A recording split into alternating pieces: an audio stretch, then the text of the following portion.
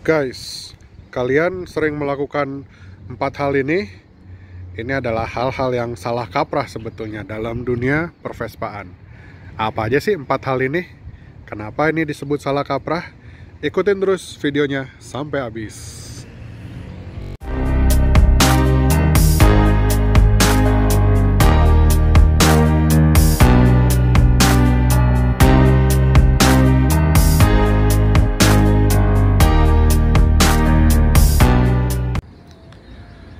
Halo, Assalamualaikum warahmatullahi wabarakatuh. Gimana kabarnya guys? Semoga sehat semua ya. Nah teman-teman, di tengah pandemi gini yang semakin parah ini ya, jangan lupa tetap jalanin protokol kesehatan ya. Pakai masker kemana-mana, cuci tangan jangan lupa, sama kurangin kumpul-kumpul, oke? Nah, kita balik lagi sama si super biru ini. Kemarin ada yang nanya ini, mana Kang super birunya, kok nggak nongol-nongol? Nih, saya tongolin. Nah, sekarang saya bakal cerita tentang 4 hal salah kaprah yang cukup sering dilakuin sama teman-teman skuteris. Ya, sebenarnya 4 hal ini tuh bukan kesalahan fatal. Dan kadang saya pun ngelakuin, cuman sebaiknya tidak teman-teman lakukan dalam jangka waktu yang terlalu lama atau terlalu sering. Kenapa? Karena bisa berakibat buruk untuk Vespa kalian dan kebiasaan kalian gitu. Jadi bakal bikin kebiasaan buruk gitu loh. Nah, apa aja sih Kang 4 hal ini? Oke, saya akan jelasin dari yang pertama itu adalah ngisi oli samping kebanyakan. Nah, kenapa Kang bukannya oli samping kalau banyak bagus jadi adem mesinnya? Nggak gitu juga konsepnya ya. Jadi di sini tangki Vespa biasanya udah ada petunjuknya, use 2% mixture. Jadi gunakan 2% campuran. Oke.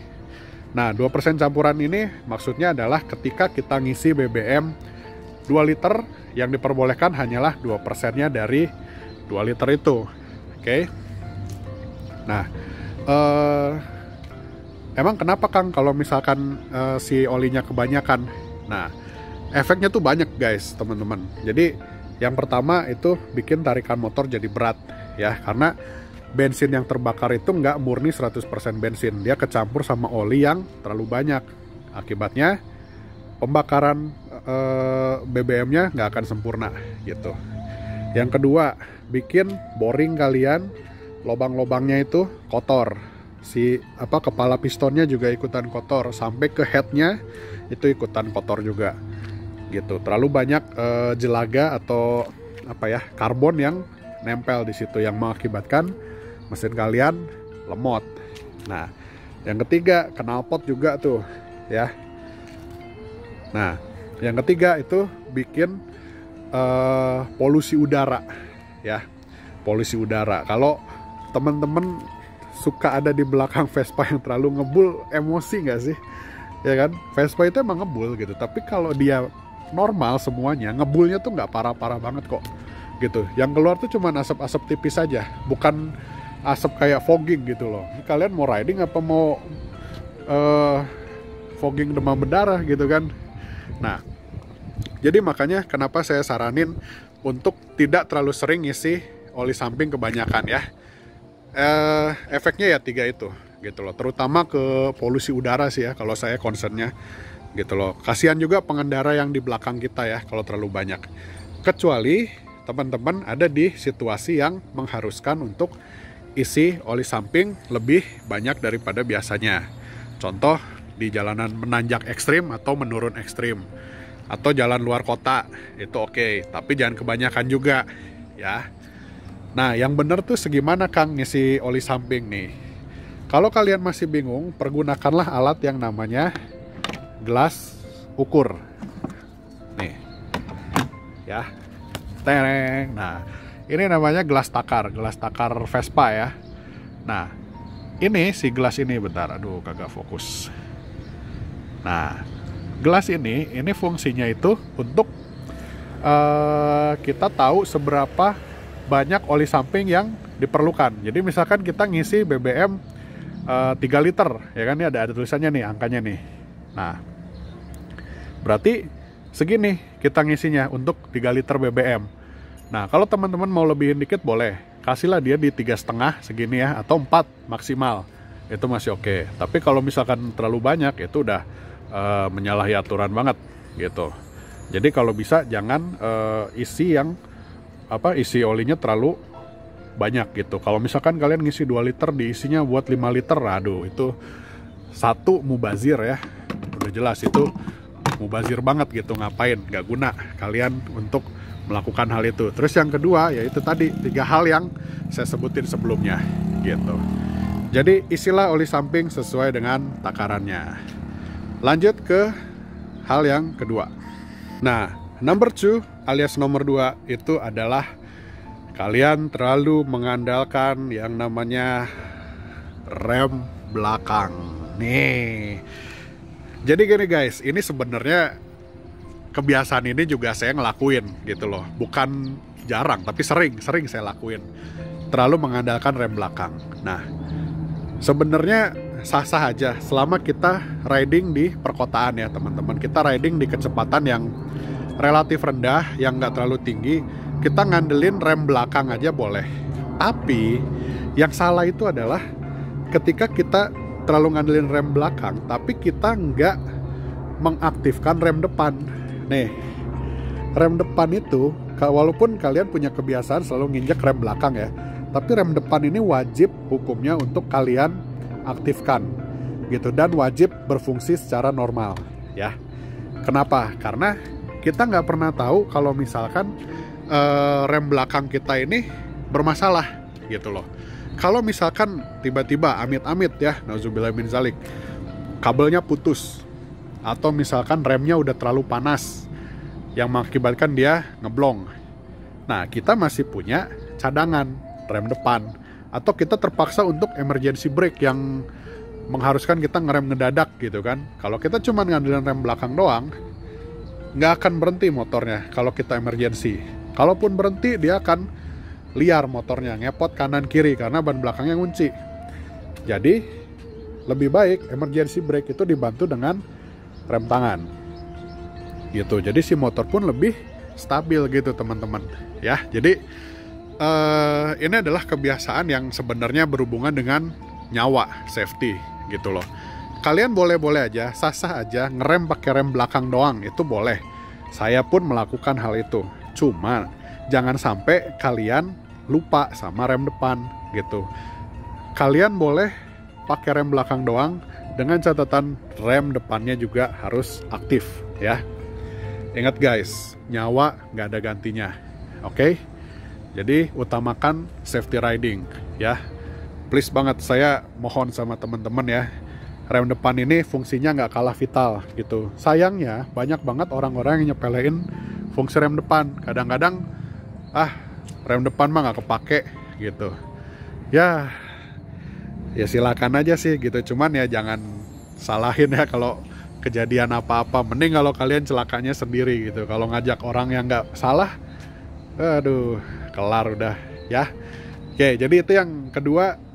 Biasakan juga untuk mengikut sertakan atau mempartisipasikan rem bagian depan.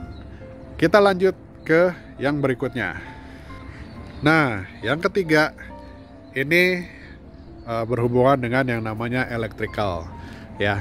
Kebiasaan ini salah kaprah juga, yaitu ngebiarin kelistrikan mati. Nah, kelistrikan di sini yang saya maksud itu bukan pengapian ya. Kalau pengapian ya jelas mati mesinnya, tapi kelistrikan kayak contohnya lampu rem, lampu depan. Terus kalau di PX series ya, itu ada lampu sen, ada indikator bensin. Nah, kebiasaan itu saya sering temui di teman-teman skuteris, itu sering dilakukan. Nah, saran saya buat teman-teman ya, minimal banget ya, lampu depan, lampu belakang itu nyala gitu, minimal ya gitu. Kenapa? Karena ini berhubungan juga dengan faktor safety teman-teman. Saya kalau udah urusannya safety, sebisa mungkin harus diikutin gitu loh, harus dijalankan gitu. Kalau saya biasanya gitu. Jadi insya Allah saya akan selalu patuh dengan yang namanya safety atau keselamatan.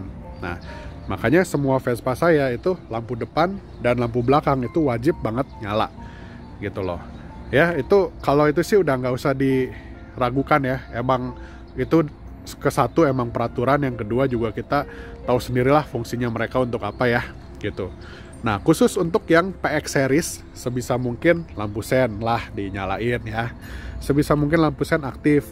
Klakson juga, klakson untuk semua Vespa usahain on ya gitu.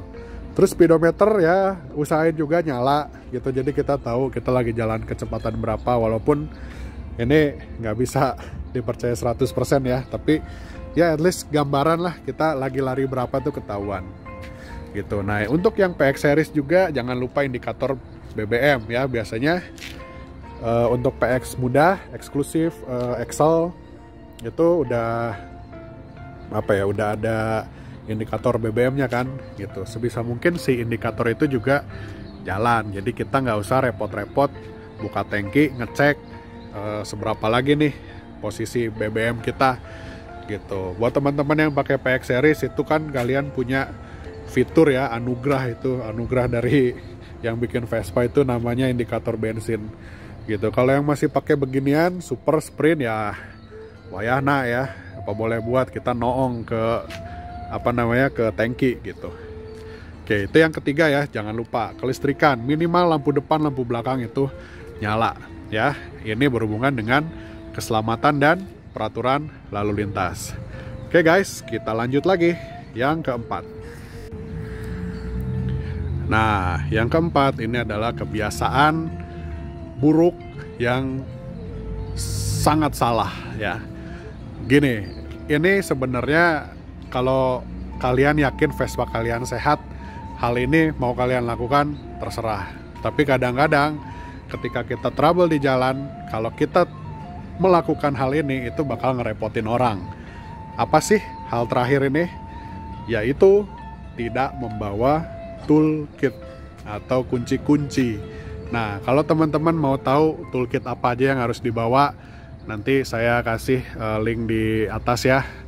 Di situ saya bahas tentang toolkit wajib untuk anak Vespa. Nah, jangan sampai isi bagasi kalian itu cuma ada beginian. Nah, kunci busi, ya kan, busi cadangan sama oli samping. Aduh, kalau bisa ya usahain banget bawa toolkit yang komplit. Ya nggak usah ngejejer sampai buat kunci buka kopling segala macam dibawa gitu ya, buat apa ngebuka rengke segala macam, nggak usah. At least obeng-obengan itu bawa ya kan, tang bawalah satu gitu ya, at least untuk apa ya, nggak cuman sekedar buka busi doang gitu loh, buat bongkar karbu kek atau buat ngencengin tali kopling kek, itu paling nggak dibawa juga peralatan itu gitu loh. At least gini, kalau misalkan kita nggak ngerti, kalau misalkan ada orang yang ngebantuin kita, kalau kita punya toolsnya, orang itu juga enak buat ngebantuin, ya nggak sih gitu. Jadi apa ya, kita jadinya nggak ngerepotin orang gitu loh.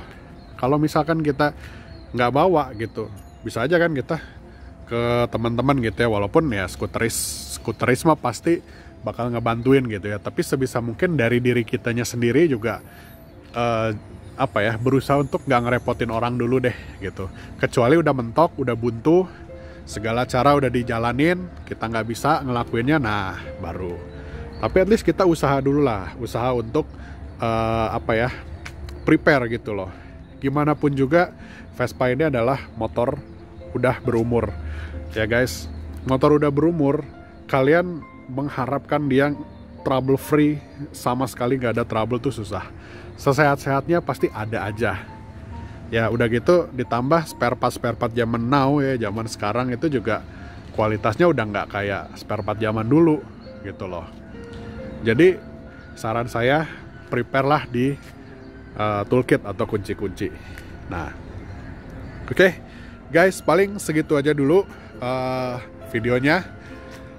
Jadi intinya adalah hal-hal yang saya sebutin tadi itu, kalau dibilang salah ya salah gitu ya, tapi saya masih bisa mentolerir karena apa? Terkadang saya pun melakukan hal-hal yang saya sebutin tadi, kayak contohnya terlalu mengandalkan rem belakang gitu ya, atau kadang-kadang ngisi oli kebanyakan, karena saya kan nggak pernah pakai gelas takar lagi sekarang tuh, kebanyakan gitu tiba-tiba ya pernah gitu ya, tapi nggak sengaja gitu.